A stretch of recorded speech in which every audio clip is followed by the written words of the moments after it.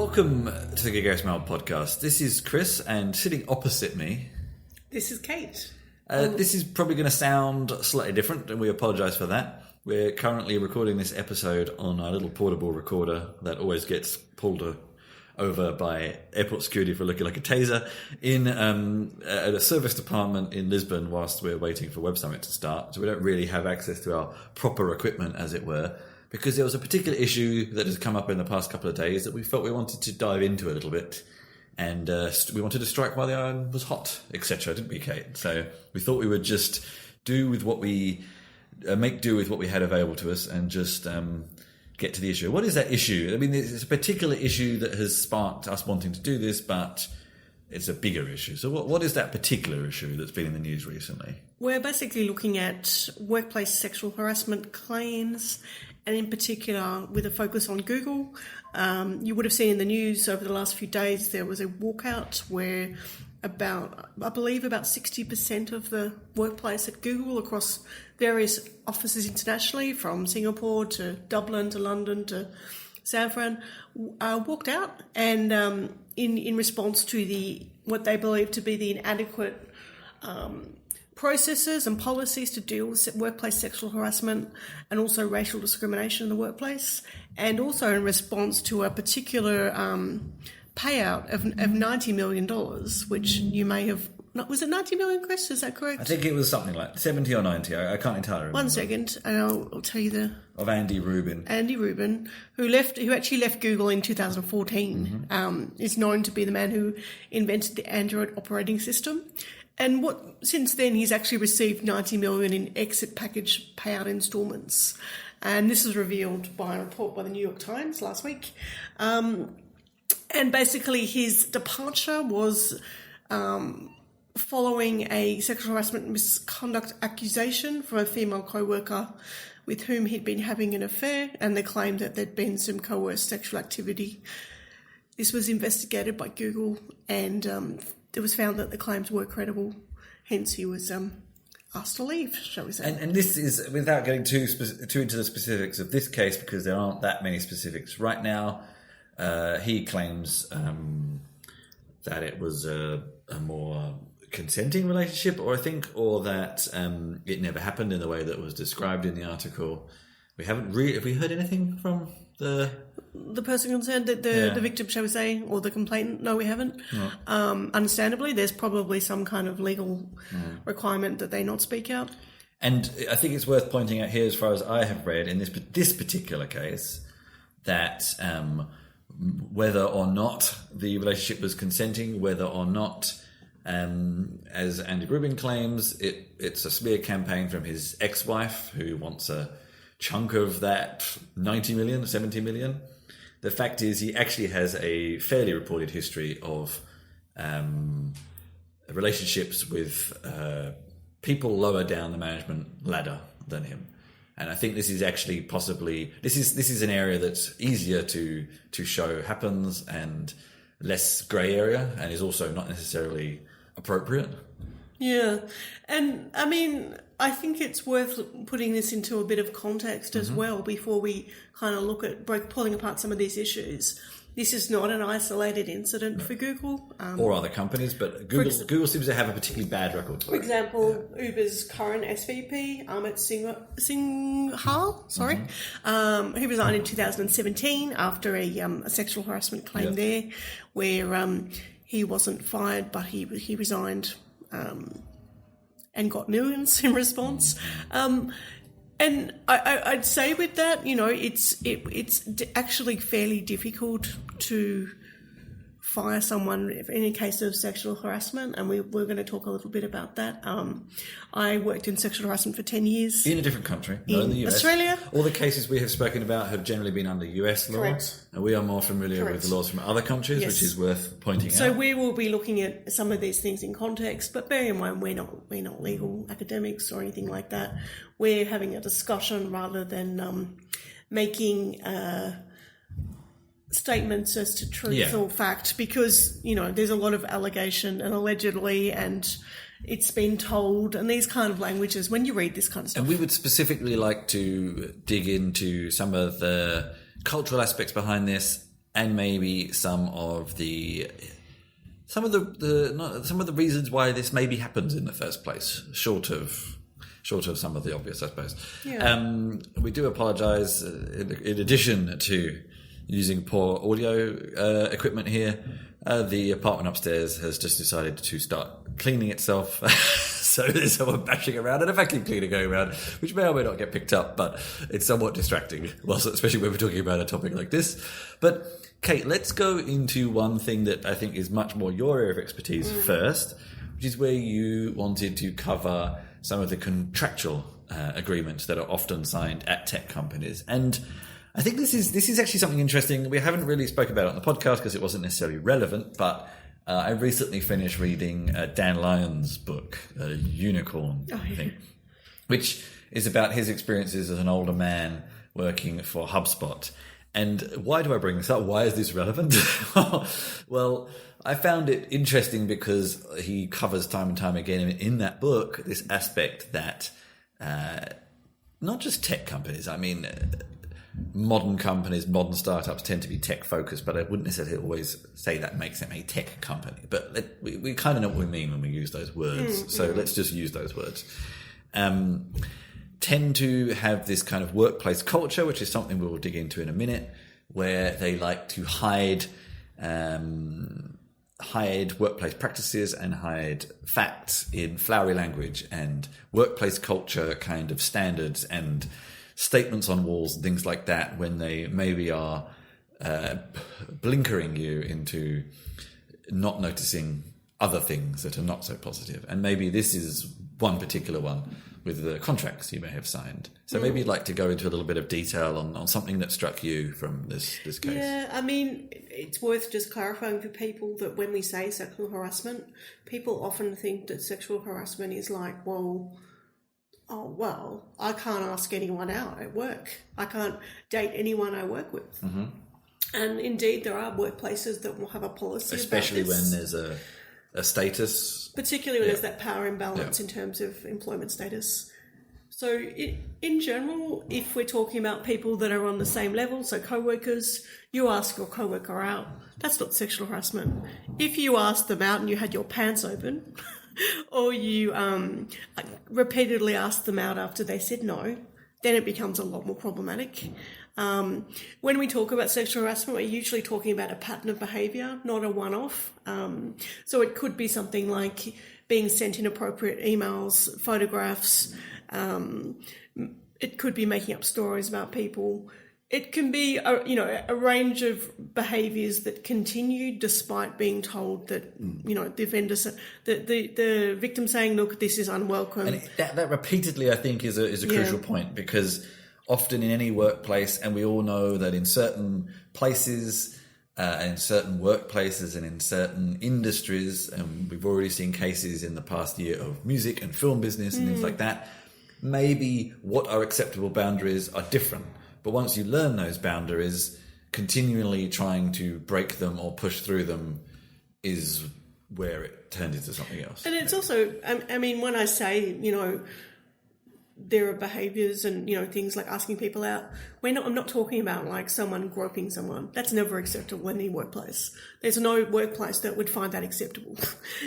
There are plenty of good standards. And the standard that we always used in sexual harassment training when I was involved in that kind of stuff was, would you be embarrassed if your mother or your partner or your knew of something that you did? And that could be for either gender. That's an interesting one, but yeah. And because I know people are probably thinking this, this, when I say sexual harassment or inappropriate workplace behaviour, if you want to call it that, it's not limited to men against women, not in the slightest. There are plenty of cases of men and men. I have affecting personal men experience and of this men as well, actually. Women affecting men and women affecting women. Like it's not, and it goes up and down it also goes up and down the hierarchy sometimes. So it's not always that a boss is harassing a worker below. It can go the other way. Like I had cases of students harassing academics, for example. But you wanted to dig very much into the contractual language. Yeah, that was used I in did. these cases. I mean, it's worth thinking about why people are having so many problems with the Google scenario. And when you actually look at what the people that organised the protests were looking for, one of the biggest issues was an end to forced arbitration. In most, at least in Australia, in most workplaces, the way you deal with sexual harassment is you try and solve it in-house first. So that's where you usually will have trained staff in a larger workplace who are able to support both people on either side of the scenario, whether someone is accused or the accusee, or accusee. That's right. And then the idea is very much it's about if someone was to come to me with a sexual harassment claim, say someone's, keeps asking me out and sending me pornography at work, just as one example, I would be very clear about saying, okay, well, what outcome do you want? And the outcome people say is usually, well, I want it to stop. Most people aren't saying, well, I want this person sacked. They say, I want the behaviour to stop. And usually the reason people get sacked is because there's more than one case, or there's a history, or there's an overlap there of other behavioural problems. And so generally what you would do in that scenario is you would document it, and you would try and find a way to bring the two parties together. And should companies or institutions usually have some kind of documented process for this? Yes. Yeah. Policies, procedures, all this stuff. But notice I've said in-house. I'm not talking about a rape case or something like that where you have to go to the police.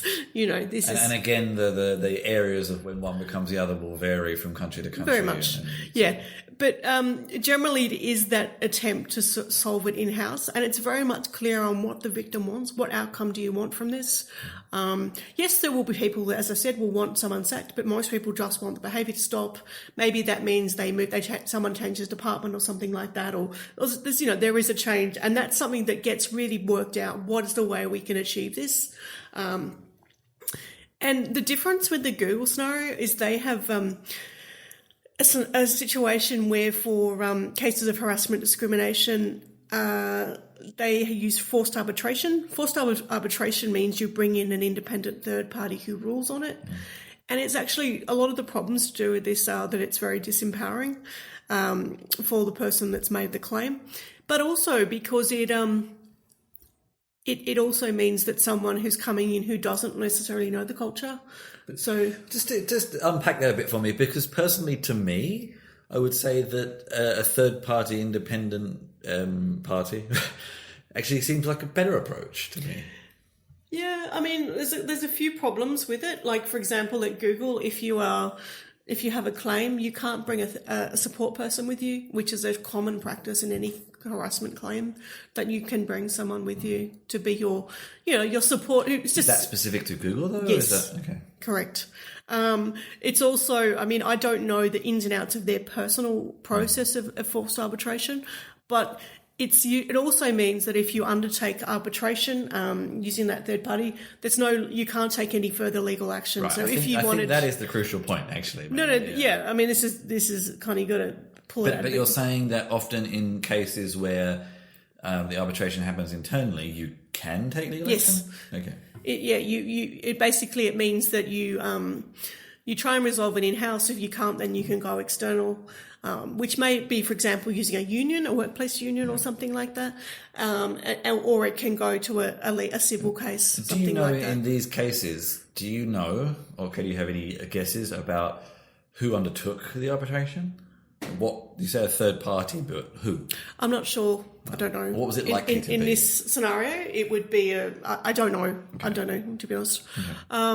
I think the other thing to mention as well with this is that one thing that the people at Google, the workers, are also calling for with this is that there is a transparency in regard to reporting sexual harassment, and disclosing, the number of harassment claims over time, which areas, the types of claims, how many victims have left Google, how many accusers, or accused, if you like, accused have left Google, any exit packages and their worth. So this is something people really something want. I'd like to ask you about on the exit packages. We're doing this fairly live, so there's going to be a few stop-ups in language there. Could it be, I'm going to play devil's advocate here, could it be that, of course, with any kind of major organisation, we could generally hear about the high-profile cases, be it the high-profile because the incident was particularly horrific, or be it, as in most cases, it was because it was perpetrated by a fairly senior person. And as far as maybe this is becoming more clear to me, and I don't know if this is an American thing or a Google thing or whatever, in that employees, no matter who they were, if they are fired or asked to leave, which is not always the same thing, get some kind of exit package, even if they, I don't know, I'm not sure what contracts will say around if you commit some kind of breach of contract or whatever, which I would have liked to assume that sexual harassment is one of those, but that you are entitled to some kind of payout. Whether we think that's wrong or right is a different conversation. And is it just that executives, who are the high-profile cases because they're executives, just get a larger payout? And if you were Bob and Jane, also fired for sexual harassment, then you get a relative payout. I don't know. It just happens to be less because you're not an executive. Quite possibly. I mean, it's also worth thinking about as well that the people at Google who've instigated the walkout have actually said, the current process isn't working globally. It's a lot of the instigation of the walkout, from at least what I've read, has been in Asia. And they're saying part of the problem there is HR are the people that are responsible for reporting when you report sexual harassment. This is not unusual.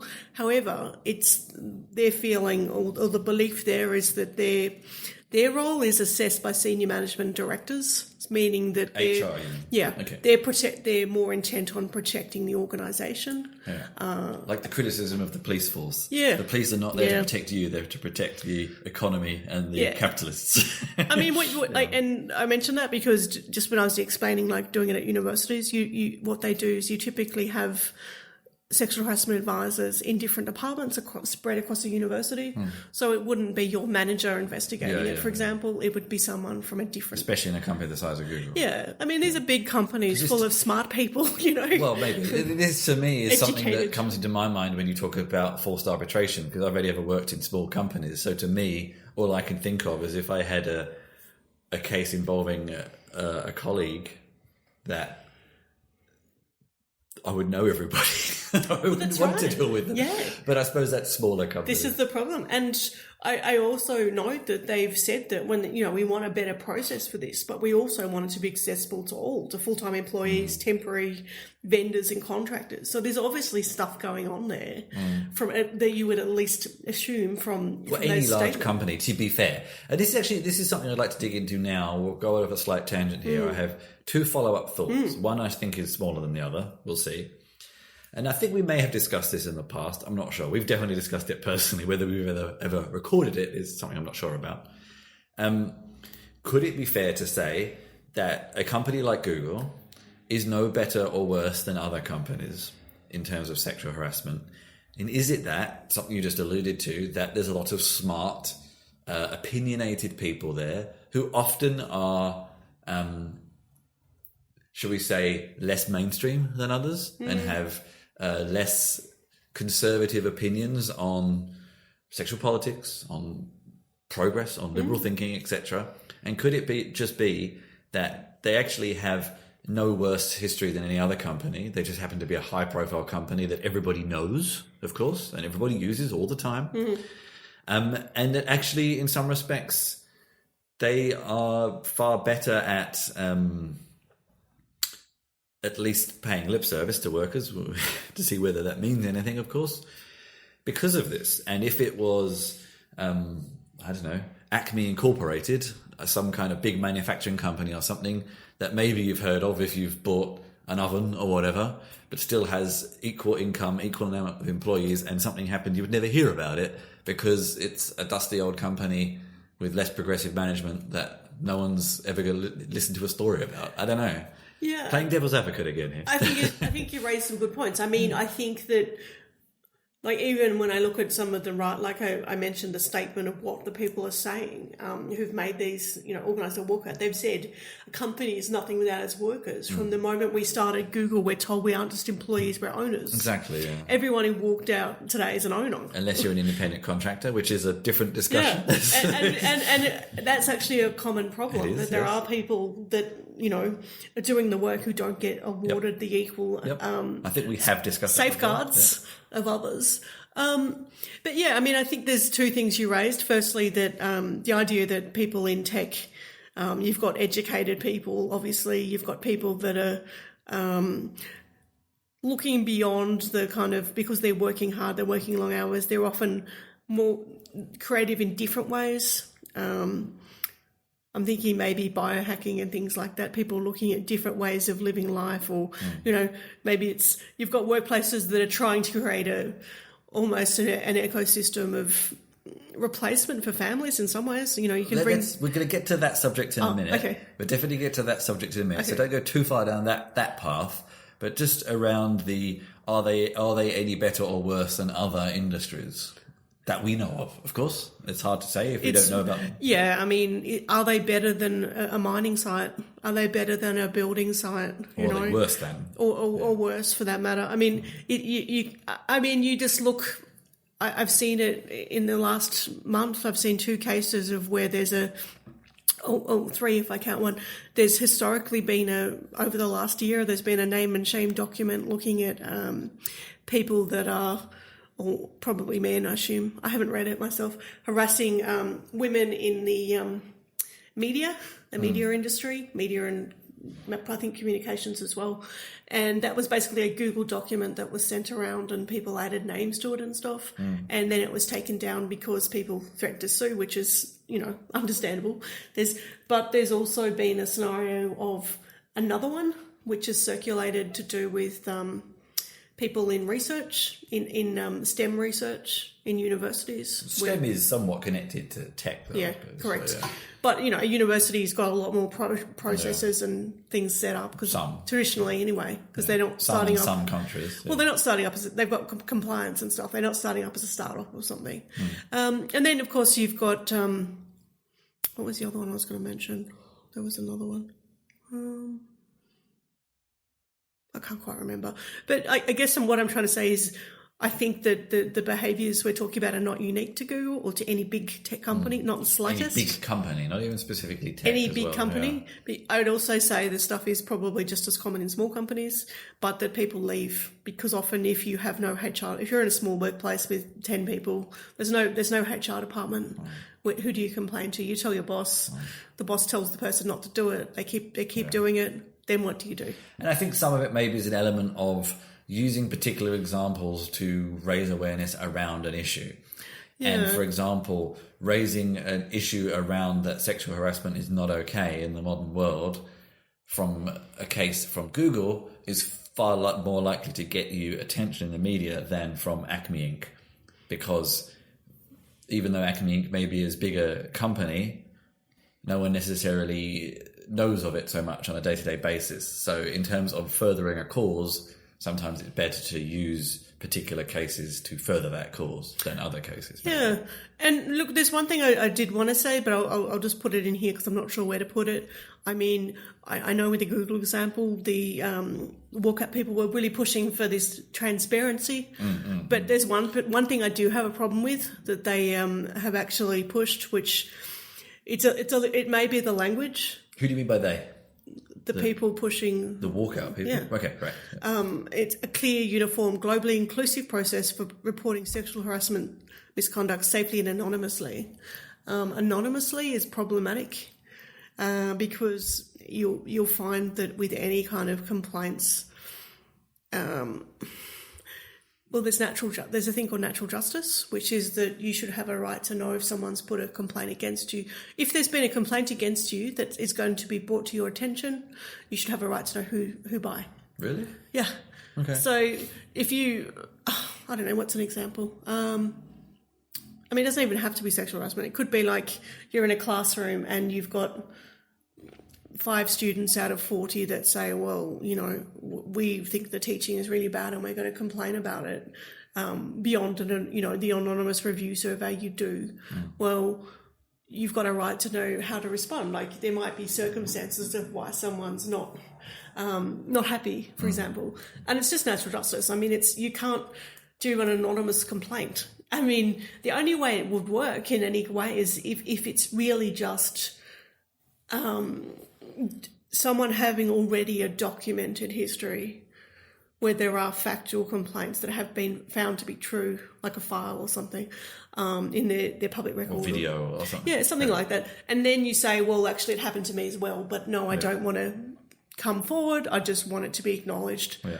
So it's something to be aware of. I mean, people think that, I don't know, I sometimes read sort of the idea that people are maliciously coming forth with these accusations, and it's actually not that easy to make these accusations because, like, if I was working as a sexual harassment advisor, someone came to me and said, well, no, this teacher's done something, but no, I don't want to say anything publicly. Well, I can't do anything. All I can do is encourage them to, document it, to look at maybe keeping, what can you do to keep yourself safe? Otherwise, you could be accused of prejudice yourself. You just can't. That's not the way it works, Okay, to round up this with one final discussion point, I'd like to bring back a couple of threads. One was around what you said about transparency.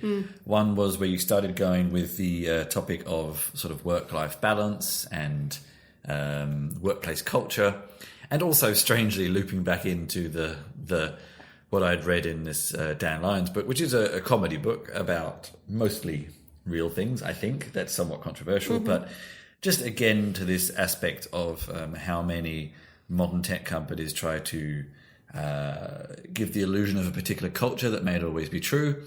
And some very concrete examples here, which are not directly related to this subject, but just to get us going, are things, for example, like unlimited holidays. A lot of tech companies and people in tech are pushed along the path of unlimited holidays because it's seen as a positive thing in that you get more holiday. But it's a fairly well-known fact that it doesn't actually change anything. People often actually take less holidays. That's right. And number two, the skeptic would say that in a lot of countries, there's a legal requirement that companies have to pay out holidays, either at the end of the year or at the end of a contract. And if you have unlimited, there is no number set on that, so there's nothing to pay out. Oh. Whereas if you set 30 days, for example, there's 30 days of holiday to pay out. So just lots of little things like this, and I think the arbitration aspect you discussed as well. A lot of tech and startup companies have this tendency to positively spin things that are not necessarily positive. And this is a little endemic in the culture of we're disrupting blah, blah, blah, without thinking about the unintended consequences of doing that and things like that. And the aspect that was playing on my mind that was kind of the topic I wanted to discuss around this particular case, and it actually played on my mind fairly significantly because I had just bought an Essential Phone, which is the company that Andy Rubin is now founded, which made me kind of feel a little bit, I don't know exactly, but anyway, was around, especially in the US, this isn't so prevalent in Europe, maybe the UK, but not necessarily the rest of Europe, certainly is in Asia, and it's possibly more even deeply rooted in Asian work culture as well, a little bit in Australia as well, but again, not as bad as the US, is this aspect of putting in a lot of personal time into these companies, especially the smaller ones, especially at burn time and crunch time, and there's big projects and timelines and conferences to have demos ready for, and etc., etc. There's this pressure often to knuckle down and focus. And how this relates into a lot of the workplace perks, which we have seen increasingly grow as well, is things like having free food, having a gym, having even there are some places I have been to that have bedrooms, etc. Campuses, this kind of campus mentality, even if it's a campus in a building in the middle of the city, which is what you tend to see more in Europe, for example, or as an actual campus on the outskirts of a town, like you get more in America. This whole aspect of having your kind of work and your life in one place. And especially when it comes to the perks, free food, gym, things like that, they're often, again, sold as a positive. Yeah. You know, you don't have to pay for a gym. You don't have to go and get food. But actually, they're a bit of a negative because they encourage you to not leave. They encourage you to get in early and leave late. Yeah, that's right. And live your entire life around a company. And again, whilst this is not a new idea, it's a new way of doing it. You know, in the past, our parents and our parents' parents had jobs for life. Work was part of their lives, but they generally finished at 5 p.m. and came home and spent time with their family and et cetera, et cetera. And this was playing on my mind that also, especially in terms of sexual harassment, where, you know, human beings, and I don't want to get into gender stereotypes, but human beings like sex, they like relationships, they like closeness, they like company, even geeks do like company sometimes, whether they admit it or not, you know. And if all you ever do is spend all day, every day, sometimes 7 days a week, with the same group of people in the same environment, I wonder if these environments almost breed these attitudes. Because, yeah, a man wants a relationship, wants sex, whatever it happens to be, and if they have no time to go and get a conventional relationship, then these awkward, uncomfortable, inappropriate relationships maybe form more. It's very hard to prove, of course, but it was playing on my mind whether these workplaces actually help breed facilitate. Facilitate. That's a good word. Facilitate these kinds of attitudes. I mean, it's not just sexual harassment. There's other things too. Yeah. It's a really good point, and I mean, I think that you see it with startups that the idea that, you know, you're encouraged to be not just you know, on the clock, but, you know, it starts with the language, you know, gang too. Team player, and be a part of our family, our community, our tribe, our, you know, and then you're not just a worker, you're a rock star, or you're a ninja or some crap like that. And it comes this gradual kind of a cult-like behavior in a little bit of bringing people in and making it so that, and you know, there may be some companies where you're more invested in the success. Maybe you get shares, or maybe there's other opportunities for you. That too. That's an aspect I hadn't thought about, but yeah. That may make people try harder, but I think a lot of it's cultural. And you look at these companies where they will, for example, have, I'm not sure what the term is, but basically if you recommend someone for a job, you get a bonus of some sort. There has been some research to suggest that really ensures that the think, speak, or the group think or whatever is maintained. Diversity is diluted. You're not bringing in your completely different person from another country who's, you know, I don't know, whatever. But yeah, I mean, I think there is a lot of more social planning and predictions and futurism focusing on this idea of the lessening the work-life divide. For example, I know in Berlin there's a number of co-working spaces that do have apartments. That's becoming more common. There's a few now. Okay. There's also just this idea of, you know, predicting in the next 10 years that we will have apartments without kitchens because people won't be eating at home. Well, this already is in cities like New York. Yeah, they'll be eating with their colleagues. Asian cities again. They'll eat at work for free, all this stuff. And I might add, this is something that always kind of sticks for me. And I don't know if this is other people's thought too. Like the people in the most privileged jobs getting the best salaries get all these freebies. When I think of people doing really hard, long work. This is a topic we have spoken about in a previous episode quite some time back, I think. Yeah. But just coming back to the subject again, and this plays on my mind of coming, you know, that if all you ever do is hang out with the same group of people, work with them, party with them, then naturally relationships or wannabe relationships, you know, desires, lusts, fancies, whatever you want to call them, will develop because they're the only people you ever see. That's right. And then you go out drinking with each other, which is, well, you know, traditionally, historically, especially in Western culture, a place when relationships sometimes find themselves.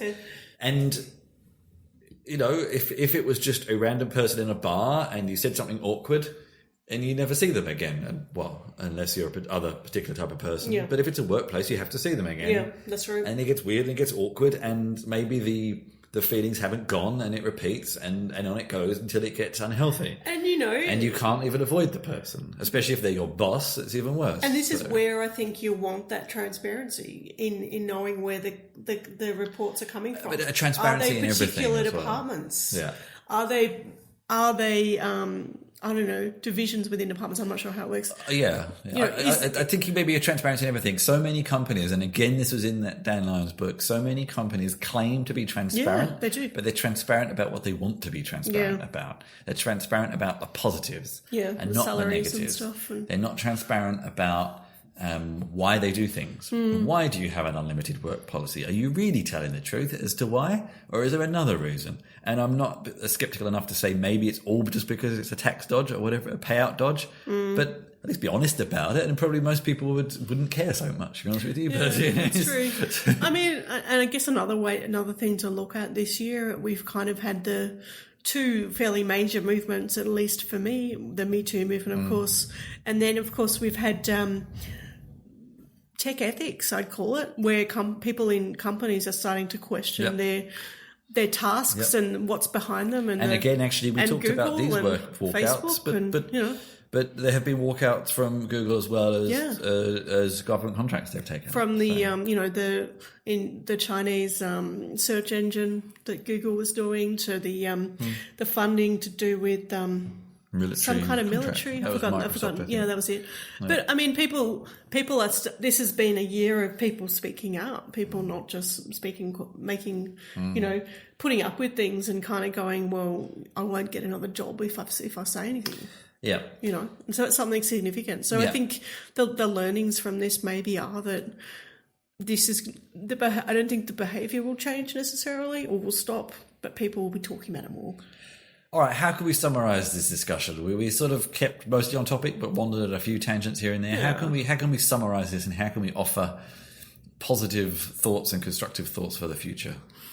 Yeah, look, I would encourage people to talk about this amongst themselves in their workplace with their friends. Encourage your workplace, and that's not just your boss. No. Your workplace to be actually transparent, genuinely transparent. Absolutely. And to create a workplace where there are means and processes that people can get support and help and have a life. And make, if they need to make complaints. So it's not just, oh, well, my boss is my boss and my complaints against my boss, so I've got no one to go to. Yeah. So setting up systems that are available for people. And it's not just, these kind of complaints. There are all kinds of complaints in workplaces where, there are better ways to do it. So I think, I think part of that is really thinking about what kind of workplace you want to work in, which I think is the whole thing of the Google. People were trying to facilitate that, and that's why they've done the protests. Well, let's see where this leads. We'll see where our conversation leads. We'll also see where the Google story leads. It only just happened late last week. That's true. Which is why we wanted to discuss this.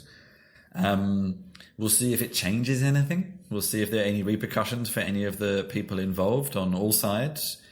And we'll see if any of these companies actually change. And if you are an employee of any of these companies, despite what Cate said, you are free to contact us anonymously.